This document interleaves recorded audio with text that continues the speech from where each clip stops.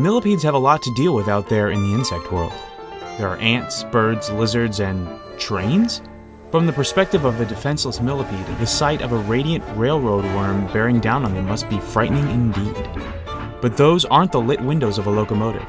They're the bioluminescent glow of someone who wants to eat and not be eaten. And that's the way the millipede crumbles in life, death, and taxonomy.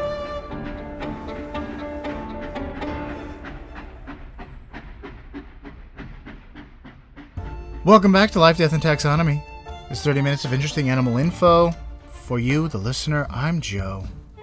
Et je suis Carlos. And today we're talking about a worm that's more radiant than a locomotive. But more on that later. More? Nah. I meant to do that in but similarly in the so. transit, or what you say is the transatlantic accent. Oh. More powerful than a locomotive. It's the Walter Cronkite. It works. More radiant than a locomotive. Yeah, it works. It is transatlantic. Transatlantic is a mixture between British English, and American English. That's why it's non-rhotic. That's why it says like Clark Kent instead of Clark and not Clark. It's Clark. Yeah, it's like, I mean, it is between one and the other. But there's also like those radio voices are also like just straight up Americans speaking quickly. Also, the way things were recorded has to do with that too. So we're talking about the railroad worm. It's in the kingdom you know, love, and are in, Animalia. You ever heard of phylum? Well, the phylum in this case is Arthropoda. I think you can guess it from now on, since it's a worm, but it's not a worm. The class is Insecta. The order, Coleoptera. It's still not a worm. It's not a real worm. Family, Phenogodidae. That's what it is. And the genus is Phrixothrix. What a great word, Phrixothrix. David Hyde Pierce speaks with a transatlantic accent. Absolutely he does. He's like, him and Frasier. Both of them, yes. Yes, they do. Darth Vader speaks with a transatlantic accent. Yeah. Yeah. Probably Sir Laurence Olivier. Like all of these like high class like dudes. Those guys speak with transatlantic accents. Yeah. That's the Orson Welles radio voice. Yeah, I was saying guys like maybe like Orson Welles do. I'm just saying not every person with a radio voice had a transatlantic accent. No, but this accent is a transatlantic accent. Not necessarily. That's just fast talking. But I'm using the same pronunciation. I don't think it's in the Phrixotrix one. I think it's actually Phenegotis. Yes, it's in Phenegotis. Phenegotis Fusipes floridensis. Phenegotis fusipes floridensis? Yeah, so Phrixothrix. It's not. Although an excellent word is a different genus. Yeah, that's a different one. But yeah, we're talking about the genus Phenegotis, and then the species is Phenegotis. Phengodides. Phenegotis. No. Do you have a vowel in between PHEN and then the GOD? Yeah. You do? I mean, I copied and pasted this from what you sent me. Maybe I typed that in wrong. But then the species is Fusipes. Is that how you would say that? Fusipes. It's just Phengotis. Phengotis fusipes floridensis is the subspecies, which is from Florida. Yeah. Same. I've never seen one of these before in Florida, so now I'm excited to maybe one day see one. Yeah. I'm really interested to find out how I'm going to edit that together. What, you got any nicknames? Yeah, it's the radiant railroad worm, but we're going to call it here the Wilbur worm. Mm-hmm. Because it's radiant. Some worm. It's not a worm. It can also be William Wilbur worm. Nice. Because it shines a light into the darkness that is slavery. It's nicknames upon nicknames with you now. Yes. And then the last one is Durant, any worms that can do this. Get it? Durant. Durant. Railroad. He Oh, was a railroad. deep cut. Yeah. Deep history cut. Learn your history. I feel like most people are thinking Kevin Durant, Ugh. who's a basketball man. How about we talk about the Thomas Durant, Okay. the guy who did the Credit Mobilier scandal. Yes. Yeah. But yeah, those are my nicknames. I like Wilbur Worm better. We'll just call it Wilbur. Okay. Willie the Worm. You want to hear about its description? Sure. What does it look like? Lots of different things, actually. It's metamorphic. No. Doesn't look like a worm. Looks more like a millipede than a worm. The railroad worm is actually a beetle that goes through multiple metamorphic stages, like a butterfly. Not unlike a butterfly. They start off as eggs, as arthropods are wont to do. They are laid in groups on the ground and encircled by the momma. By the Obama? By Obama. Thanks, Obama. For encircling those eggs. They lay about 50 eggs at a time. The larval stage is what we think of when we think of the railroad worm. This is going to be a rough one. Well, it will be a rough one, yeah. Just like the walrus. Yeah, railroad worm is not something I will ever say again. We're calling him Wilbur from now on. You're going to avoid saying it for the rest of this episode? It'll be difficult. I'll hold you to it. Larvae and are like little short-legged cylinders, basically, with two segmented antennas and simple single-lens eyeballs. Kind of like a caterpillar. Yeah. They come in a variety of colors, and they have shiny exoskeletons. They also have some unique visual elements that we'll talk about later. Spoiler alert. No spoiler alert. I didn't spoil anything. The pupa, which is a great word. Yeah, we're back to the woolly bear moth episode, just saying pupate. The pupa stage takes around 12 days for ladies, and up to 35 days for males. For gents. For gents, for the gentlemen. Adult males are nasty beetles. They kind of look like cicadas, but they're not as thick in the front. They look like cicadas crossed with just regular disgusting houseflies. Yes. Beetles of the genus range in size. They're typically brown or black, and they have large 12-segmented antennas that look kind of like feathers or palm fronds. Yeah. Yeah. And they also have long, thin, curved mandibles. Look very sharp. Like a moth, those antennae. Yeah, like yeah. a moth's situation. Females remain in larval form, but there's a little bit of a difference between actual larvae and the adult females. They're brown to light tan, and they have ooporus, which are openings for laying eggs. Ooporus? Yes. 2 O's? Yeah. It's either ooporus or ooporus. Like cooperation. Sure. But anyway, I said size. So that brings us to the listeners' favorite part of the show, I think. The major fact? Yeah. No. All right, well, then I'll get right on it. We need to do another poll on Facebook.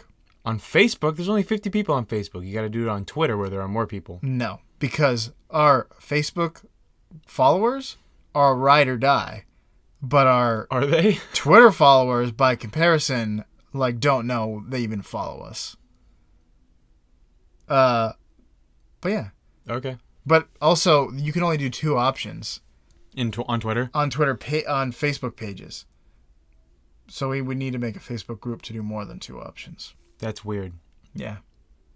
Only 50-50 yes or no polls, please, on Facebook Weird pages. Anyway, that brings us to the listener's favorite part of the show, the part of the show where I give Carlos a quiz in order to convey the animal's size and dimensions in just interesting and relatable terms. Every time you say that, every time you say the part of the show, I want to say where Larry comes out and sings a silly song. A silly song, yes. But we don't have any new Measure Up intros from you, the listener. So I think we're going to go with a classic again. our go-to backup, which is possibly the most... Actually, you know what? Should we do Brian's again? Brian's was great. The measure. Yeah. Let's do Brian's again. Sure, let's do Brian's again. Well, you're going to hear from Brian, who is the artist who is formerly known and currently known as the guy who does all the art for LDT. You can find him on, I think, Brian_Musselman_ on Instagram to see his art. Yeah, Brian_Musselman_. Check him out. Without further ado, the listener's favorite part of the show. Measure up! Still good. Still powerful. Very powerful. Still good. Yeah. Yeah, still good. Oh, that's creepy. Let's jump right into the male's length. Adult male. The beetle. With wings and everything. Members of the genus can be as long as 35 millimeters or 1.3 inches. I'm not sure if the Floridian one is this long, but on the larger end of the genus, they're about 1.3 inches. How many Wilburs, Radiant railroad worms, Wilbur beetles go into the length of Florida? From Key West to from Jacksonville? From the longest length. Yeah. Here's a hint. Craig Reed of the band The Proclaimers wrote, "I'm going to be, parentheses, 500 miles, parentheses, in 45 minutes. He would walk 1,000 miles to fall down at your door, but he won't spend a full hour telling you about it."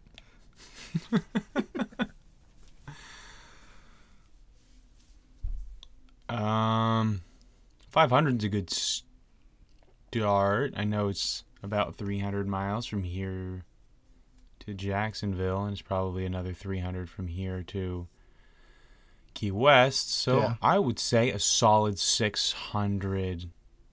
Let's put it at 650 miles. Yeah. How many inches for this little guy? 1.3. Okay. Time for math. Yes. I'm going to have to bring it down to 1. So there are 12 inches in a foot.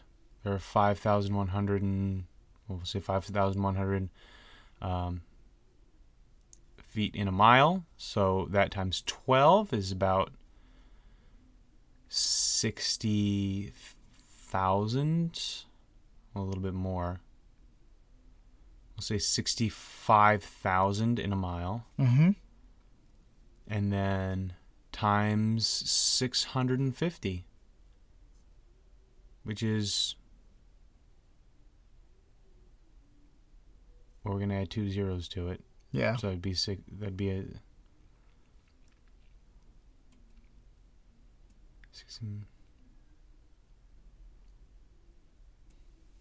I'm going to say 45 million. Okay. It's 22,990,628.6. How long is Florida? 500 miles. Oh, wow. That was actually a really good hint this time. Is it really just 500 miles? Apparently. I that's what I typed in. How long is Florida? It said 500 miles. Huh. Now, were you thinking to go turn left at the Panhandle? Maybe the... No, I was thinking if you drove Straight from up. Key West to Jacksonville or to Jekyll Island or whatever, the border there. Yeah. Straight up US 1 and 95.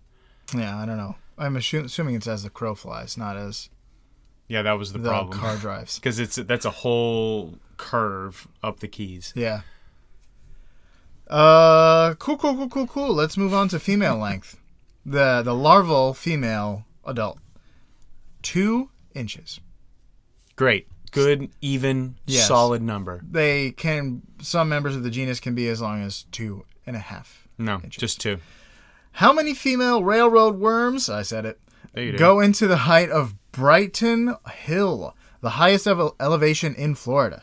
Oh, it's not Mount Dora. Mount Dora? I thought it was, but it isn't. Heighton Hill? Yeah. That sounds like you build a boarding school on that, and then it becomes Brighton Hill, sorry. Oh, Brighton Hill. Okay, that sounds better. Here's a hint. Brighton Hill is in Walton County, Florida, in Florida's Panhandle. Oh. Walton County is named after Colonel George Walton Jr., the son of George Walton, who signed the Declaration of Independence. George Walton, the signer, studied hard as a teen, even though his uncle forbid him to study, believing a studious boy was an idle nerd. Is that what he said in his letter? He didn't. Just an idle boy. He studied anyway and eventually became one of the most successful lawyers in colonial America. That's probably why there's a Fort Walton over there. Probably. Although it's named after the colonel, his son. The colonel. Give me some chicken. Yes. I'm going to say 10,000 feet. That seems like a lot. No. I'm going to say 2,000 feet. Okay. The height from, like, sea level? Yes. Okay. I'm still going to go with that. 12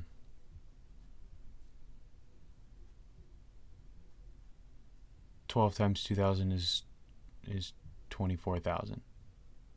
24,000. 12 what? 12, sorry. Oh, 12 inches. Oh, wait, no. But there's 24 6 inches. of them that go into a foot. So 6 times 2,000 is 12,000. There, that's my answer. 12,000 female radiant railroad worms go into The answer the is height. 2,070. Oh, it's a lot lower than 345 feet. Okay, goodness, that's pathetic, Florida. It's really close to the Alabama border. I feel like Mount Trashmore is higher than that.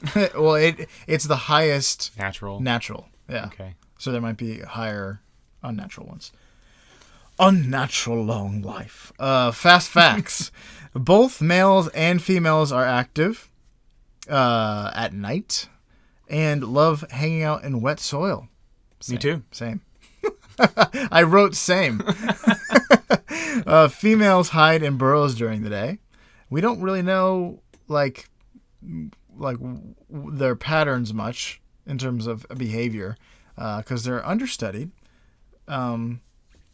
But males find mates by following female pheromones. Females taste bad and want everyone to know about it through visual signals that we'll talk about right now. Ooh, it's my turn. Yes. Ooh, my turn.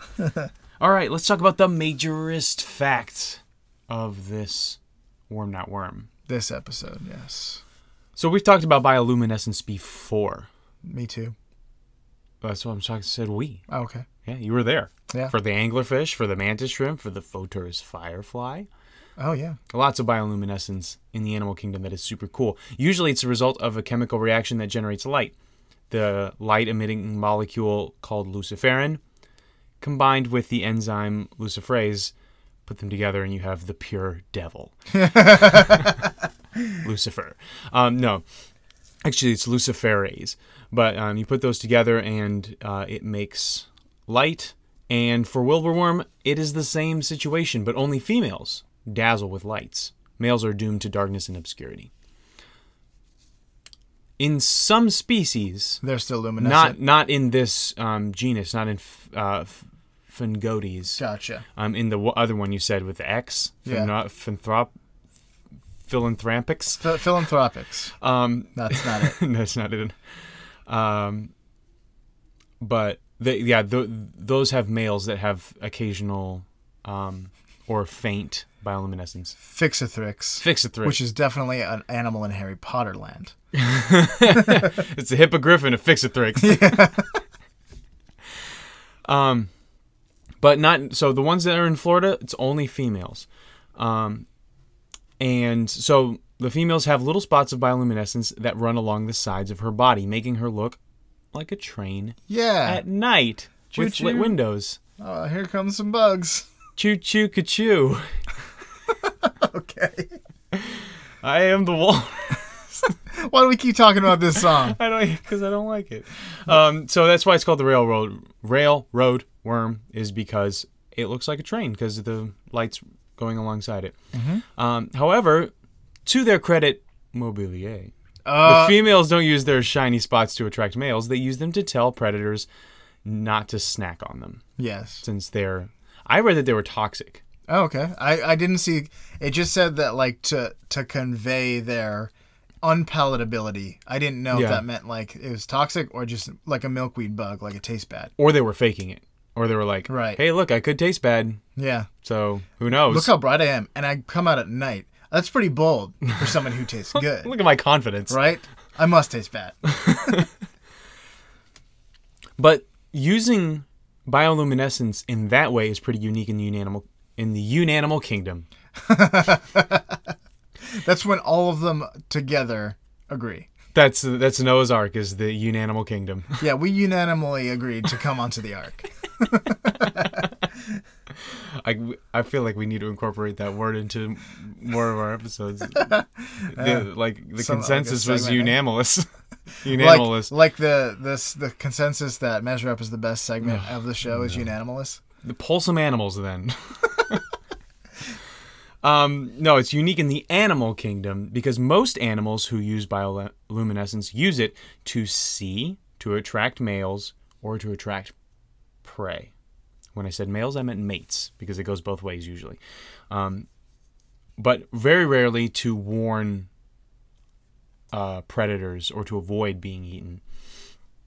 But the truly unique thing about Wilbur is that she can actually control her bioluminescence. She can turn it off or on at will.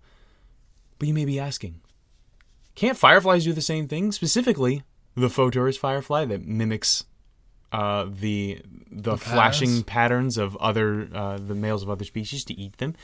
And you're right. So it's not totally unique. But the firefly can't choose which color to use. The radiant railroad, oh my gosh. Right. Wilbur can switch from green to red. That's crazy. Not the same light, though. So it's not like it's lit all the way down the side by green and then lit all the way down the side by red. It has bioluminescence also on its head. So it has red on its head and green on its body. So it can light its head with red, or it can light its body with green, or both. And they think it's a different kind of luciferin that allows it to be red. A red devil. Yeah. We're right back to episode 1. the Diablo Rojo, the Humboldt squid. Yes. So it's hypothesized that she uses red to see without being seen, since many animals can't see red. Oh. Like bats and lizards. Interesting. So she can just like light her way, and other animals, it doesn't also give away her position. They have pretty simple and kind of not great eyes. Do they? Yeah, so it helps to have light. It's like a single lens, like a single, very simple eyes. So the female larva, like the adult female, has one. So it's like one of those old Nokia camera phones. Yes. It's just terrible, one lens. Yes. But yeah, if you've ever gone into there's the Museum of Science and Discovery down here in Fort Lauderdale, there's a bat room that you can go into, and it's all lit red because the bats can't see red, so they see it as night, but you can see the bats. Okay. They're very calm creatures. They never see red. Yeah. They're never angry. Yes. They have like just an infinite fuse. That's bats. How appropriate was it that this episode went off the rails in the beginning? No one's going to know that because you cut it out. Also, beetles make up 25% of all animals. There's 300,000 species. Really? Oh, interesting. You can put that anywhere you want. That's a gift. Anywhere in the episode? Anywhere in the episode. I'm going to put that right in the middle of like when we're talking about the Jimmy Stewart. So it sounds like I'm trying to get us back on track. Jimmy Stewart is so old in this clip. Do another one. Also, beetles. But yeah, so it's if you ever watch a video of the Radiant Railroad worm, said it right this time. Yeah. It's pretty crazy to see it switch from one to the other, and it really does look like a train, kind of just puffing its way from London to Hogwarts. Yeah, it thinks it can. It does. It definitely thinks it can. And it also will usually stay lit while it's curled around its eggs. Same. Just like Obama. Because you said Obama. Yeah, Obama is #lit when he's curling around his eggs. It's like he's all 50 of them. Some sort of lizard. Yeah, like that's the conspiracy theory. He's a lizard guy. Is it? Yeah, I mean, in the lizard theory, the reptilian theory, all like high-ranking people are lizards. Yeah. Okay, I had no idea that was a thing. Yeah. You've heard of the reptilian conspiracy that like the world is run by reptilians? No. Yeah, it is. I mean, it's a theory. It's not real. I haven't heard of it because it makes less sense than like ancient astronauts. Yeah, I mean, a lot of them don't make sense. People believe in the flat Earth. That doesn't make sense. But that makes more sense than reptilian overlords. Right, exactly. If I put a marble on the ground, it doesn't go anywhere. Right, that's It's flat Earth. I'd sooner believe the flat Earth thing than the reptilian thing. That's pretty out there. So for you out there in Podcastia and your reptilian overlords, turn on your lights and pick your color, because it's all aboard the Fengadaday Express here on Life, Death, and Taxonomy.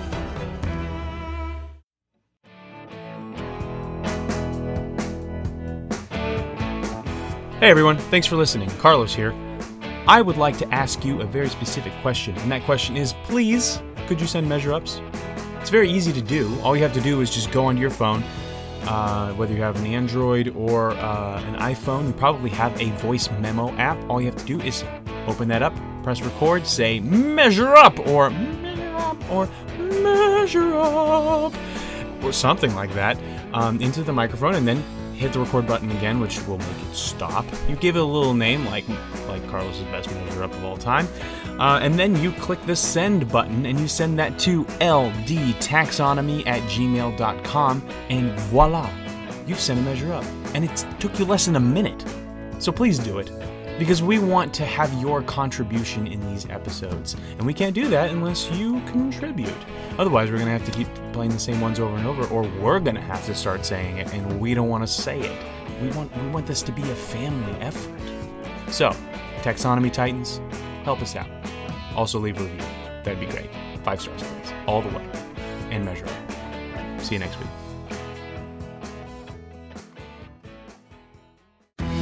Life, Death, and Taxonomy is my favorite in the world podcast. Nah, but it's their accent. Same with Jimmy Stewart. He's got that... He doesn't have a transatlantic He pronounces accent. things like that. If you asked him to say Clark Kent, he would say Clark Kent. No. Yes, he would. Okay, fine. But no. Yes, he would. This is getting cut out. When he says hello Bedford Falls, what does he say? Bedford or Bedford? Those were the same thing you just said. No, Bedford. No, he doesn't. He said once they were the only causes worth fighting for. This is at the end of his stupid filibuster, and he has a weird, like, rasp in his voice. Any man ever fights for them. Because of just one plain simple rule. Rule. Love thy neighbor. Love thy neighbor. And in this Beginning- world today full of hatred, a man who knows that one rule has a great trust. You know that rule, Mr. Payne. And I loved you for it just as my father did. And you know that your fight for the lost cause is harder than for any others. Yes, you even die for them. For them. Like a man we both know, Mr. Payne. You think I'm licked? You all think I'm licked? Well, I'm not licked. And I'm gonna stay right here and fight for this lost cause. Even if this room gets filled with lies like these. And the Taylors and all their armies come Taylors. marching into this place. Anyway, this is a great movie.